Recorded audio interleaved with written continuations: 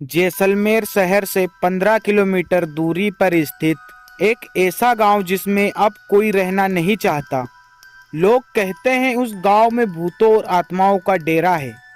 कहा तो यह भी जाता है कि उस गांव में फैली दहशत के पीछे जो कहानी है वह उससे भी ज्यादा भयानक और खतरनाक है, जिसकी बुरी नजर की वजह से जो भी उस गांव में आता है वह अकाल मौत का शिकार बन जाता है। यूं तो हम सभी ने कभी न कभी भूत प्रेत पिशाचों से जुड़ी कहानियों को पढ़ा या सुना होगा। हो सकता है कुछ ने ऐसी पारलौकिक शक्तियों का सामना भी किया हो, लेकिन जो कहानी हम यहाँ आपको सुनाने जा रहे हैं वह थोड़ी अविश्वसनीय है, लेकिन स्थानीय लोगों के लिए वह एक बेहद खौफनाक सच है जिसका सामना उन्हें अक्सर या कहे शायद रोज ही करना पड़ता है।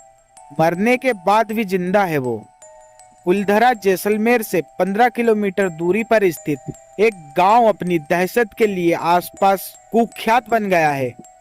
आपको यह बात तो पता ही होगी कि जिन स्थानों पर पारलौकिक ताकतें अपने कब्जे में ले लेती है उन स्थानों पर बसने वाले लोग या तो स्वयं उस स्थान को छोड़कर चले जाते हैं, और अगर नहीं जाते तो उन्हें अपनी जान से हाथ धोना पड़ता है।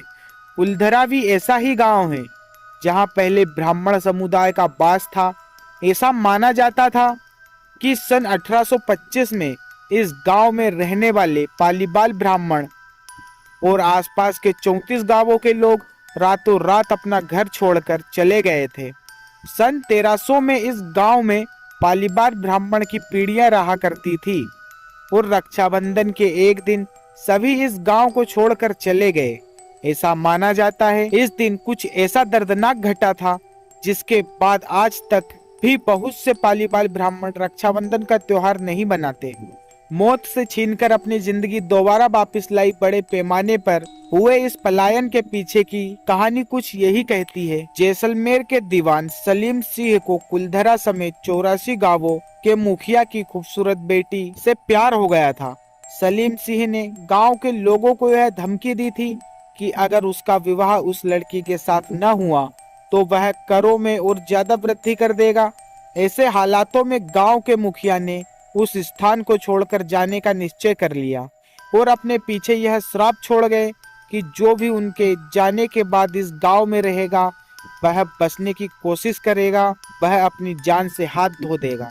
मुखिया और उसकी बेटी के जाने के बाद गांव के बहुत से लोग धीरे धीरे करके बीमार पड़ने लगे या फिर अकारण ही मृत्यु के ग्रास बनते गए। इस घटना के बाद कुलधरा और आसपास के 84 गांवों के लोगों ने अपना अपना घर छोड़ दिया और तब से लेकर अब तक कोई भी उस गांव में बसने की हिम्मत नहीं जुटा पाया।